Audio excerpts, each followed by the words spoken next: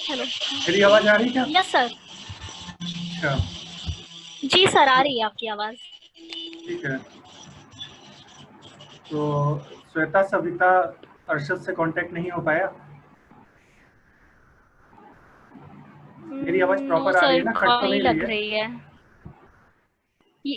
Sir no clear है sir. आवाज। Sound clear है सर। चलो ठीक है। तो फिर हाँ, श्वेता, सविता और उससे बात नहीं हो पाई। कोई बात नहीं, ठीक है। ये अटेंडेंस हम लोगों ने ली थी कल इस तरह से, मैं दिखा रहा हूँ हम लोगों को। तो इसी तरह से हम देंगे और फॉरवर्ड करेंगे डायरेक्टर सर को। कहाँ भी ये है? ठीक है, दिखाई दे रहा है? ये अटेंडेंस दिखाई दे रही है सभी को? दिखाई दे रहा है बेटा कल की अटेंडेंस? यस सर, दिखाई दे रहा है। तो इसी तरह से रोज अटेंडेंस होगी और ये डायरेक्टर सर के पास जाएगी। और दूसरी बात ये कि हम ओके लोग सर। पढ़ाई जो है इस सेमेस्टर में भी इसी प्लेटफॉर्म पे करेंगे, यानी जूम मीटिंग्स के थ्रू। तो जूम मीटिंग का मतलब ये नहीं कि कंटिन्यूअसली हम लोग जूम मीटिंग को ऑन करके 1 घंटे बैठे रहेंगे। इसमें बहुत सारी एक्टिविटीज़ एक साथ हो सकती है, जैसे गूगल क्लासरूम्स पे सारे मटेरियल्स और most of the notices available होंगी। इसके अलावा व्हाट्सएप ग्रुप पे भी कोई अर्जेंट नोटिस और से ज़्यादा most prominent way of communication रहेगा, जिससे कि इमीडिएटली कोई इन्फॉर्मेशन है तो वो पहुंच जाए। और अरशद भी आ गया। तो मिक्स्ड वे में हम लोग टीचिंग लर्निंग कंटिन्यू रखेंगे इस सेमेस्टर में भी। तो यहाँ पे जैसे इसमें जूम प्लेटफॉर्म पे बहुत सारे वे हैं, जैसे कि मैं खुद भी स्क्रीन शेयर करके पीपीटी के थ्रू डिस्कशन कर सकता हूँ। और इसके अलावा कुछ वीडियोज़ हैं एनपीटेल के, अच्छे वीडियोज़, जो कि मैं यहाँ पे प्ले करूँगा और हम लोग एक साथ देखेंगे और फिर उसके बाद उस पर डिस्कस करेंगे उसके कुछ इंपॉर्टेंट पॉइंट्स पे। ठीक है। तो इससे ये होगा कि जैसे अगर मैं लिंक प्रोवाइड करके छोड़ दूँ या मटेरियल दे के छोड़ दूँ आपको, तो आप लोग बाद में देखें कि ना देखें, पढ़े कि ना पढ़े, ये श्योर कर पाना काफ़ी मुश्किल होता है। और आप लोग के लिए भी इतना आसान नहीं होता है कि हाँ, फिर से इतनी एनर्जी इकट्ठा करो और बैठ के फिर से पढ़ाई स्टार्ट करो। तो बेटर वे है कि ये जो क्लास की टाइमिंग है टाइम टेबल के अकॉर्डिंग, इसी को हम यूटिलाइज करके इसी में पढ़ाई अपनी कंटिन्यू करें और बाद के लिए कुछ ना छोड़ें। ठीक है। ज़्यादा से ज़्यादा चीज़ें, जैसे असाइनमेंट भी होगा तो मैं इसी में दूंगा और इसी में क्लास में ही आपको सबमिट कर कंप्लीट करके सबमिट करना होगा इमीडिएटली एक्टिविटी के फॉर्म में। ठीक है। सुनाई दे रहा है बेटा? प्रॉपर आवाज़ आ रही है? Yes sir. ठीक है। Yes sir. समझ में आ रहा है कि कैसे क्या होगा? अरशद, अरशद सुनाई दे यस रहा है सर। बेटा? रिप्लाई करो अरशद।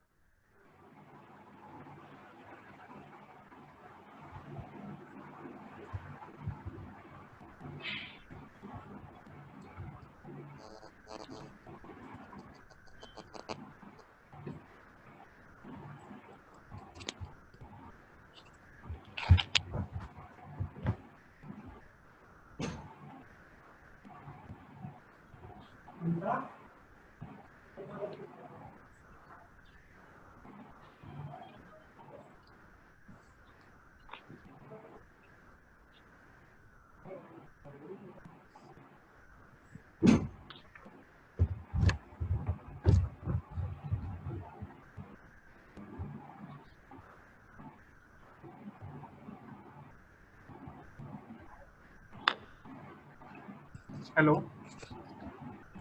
हेलो। हाँ, आवाज आ रही है मेरी? Yes sir. हाँ ठीक है। तो बेटा कुछ चीज़ें हम लोग आज प्रैक्टिस करेंगे कि कैसे हम लोग करेंगे पढ़ाई और शेयरिंग। तो सबसे पहला तरीका है स्क्रीन शेयरिंग का, ठीक है। तो जैसे मैं स्क्रीन शेयर जी। कर रहा हूँ उसी तरह आप लोग भी स्क्रीन शेयर कर सकते हैं। मुझे यहाँ पे कुछ ऑप्शन ऑन करने पड़ेंगे, जैसे multiple participants can share simultaneously, ठीक है। तो अब आप लोग भी अपनी स्क्रीन शेयर कर सकते हैं। कोई भी चीज़ें अगर मैं स्क्रीन शेयर के थ्रू कह रहा हूँ करने को, देखना चाहता हूँ आपकी एक्टिविटी को, तो आपको भी उसे करना होगा। तो जैसे मैं स्क्रीन शेयर कर रहा हूँ, नीचे एक ग्रीन बटन है शेयर स्क्रीन का, उसे प्रेस करने के बाद जो भी डॉक्यूमेंट मुझे शेयर करना है, जैसे फॉर एग्जांपल अटेंडेंस, ठीक है। तो जैसे ये आज की अटेंडेंस है, देखो, ठीक है। ये शेयर हो गई, दिखाई देने लगी सभी को। जी सर।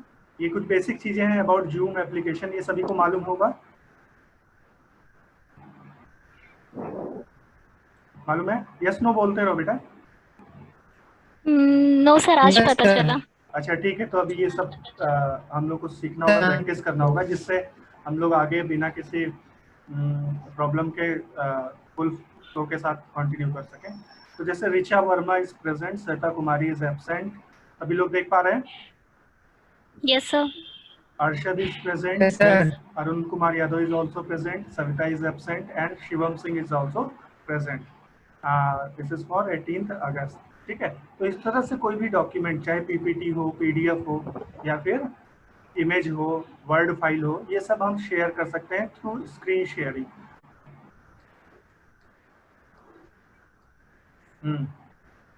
तो अब मैं सबसे पहले शेयर करने जा रहा हूँ सिलेबस, हमारा सिलेबस जो कि हम पढ़ेंगे।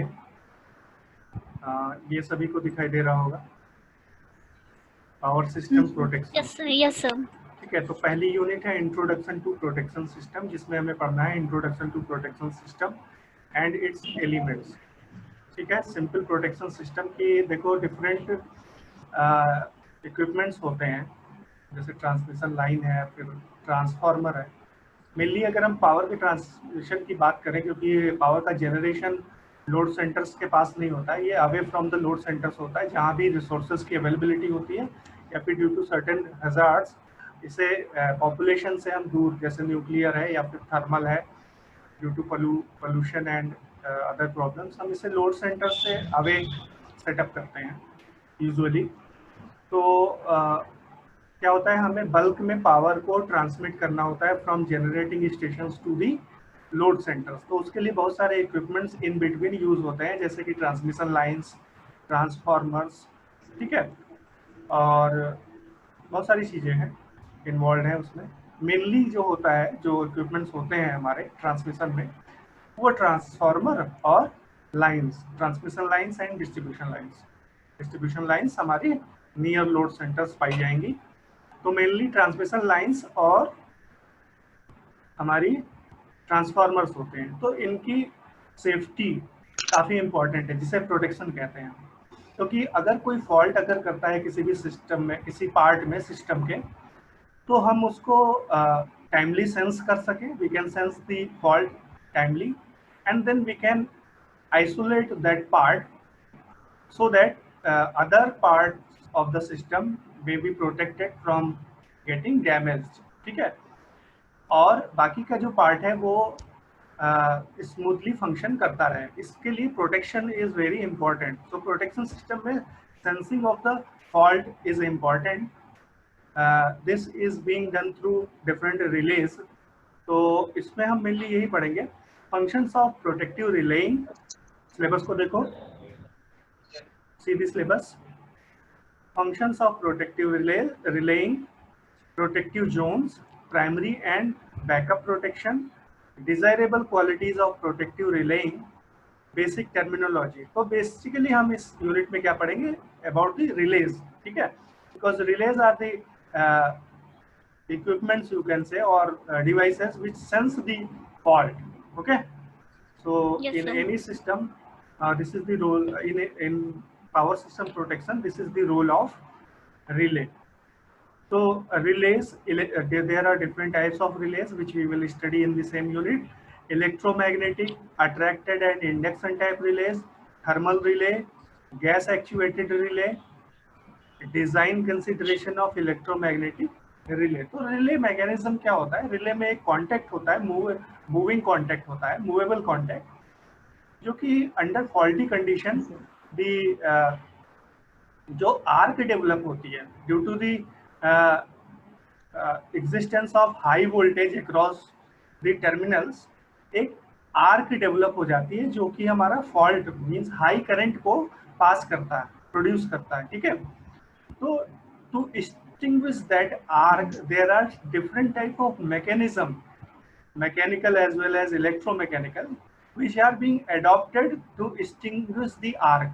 ठीक है, so depending upon that technology which is being adopted in the extinguishing the arc, there are different types of relays like gas actuated relays, oil filled relays, या फिर air thermal, ये सारी चीजें जो हैं, these are different types of relays। Then in second unit we will study the relay application and characteristics। ठीक है, after studying the principle of relay we will study the application of relay and their characteristics in second unit। So in second unit we have amplitude and phase comparators, overcurrent relays, directional relays। So depending upon the technology of protection, there are once again there are different types of relays। These are the principle of function of relays like overcurrent relay, directional relay, distance relay, differential relay। These are working technology of different relays। So earlier we studied on the basis of the construction of the relay, and now we are also studying the characteristics, or we can say the working principle of the relay। Then we have static relays, series syllabus, comparison with electromagnetic relay, classification and their description, overcurrent relays, directional relay, distance relays, differential relay। Okay, so these are different characteristics of relays। Then in third unit we will study about the protection of transmission lines। Okay, so in this there are different types of protection depending upon the kind of fault which occurs। So there are overcurrent protection, distance protection, pilot wire protection, carrier। We will study it one by one in detail when we will cover this unit।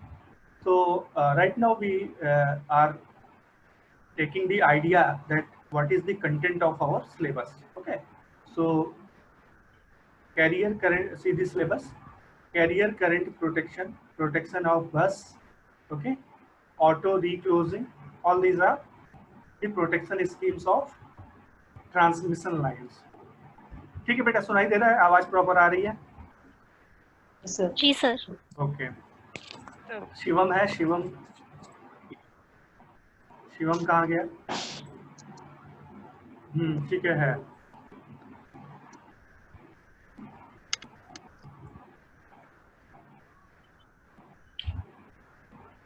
Shivam बेटा आवाज आ रही है? Yes sir. Okay,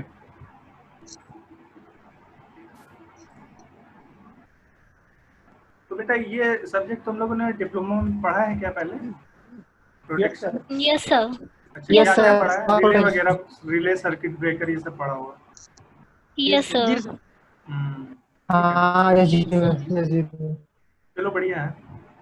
तो the content of our syllabus। Then in fourth unit we will study about the circuit breaking। ठीक है, means circuit breaking principles etc। So properties of arc। So the arc which is being developed across the contacts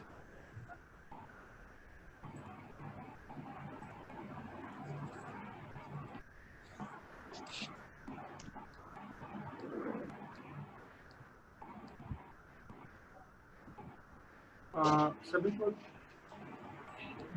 हाँ ठीक है, okay.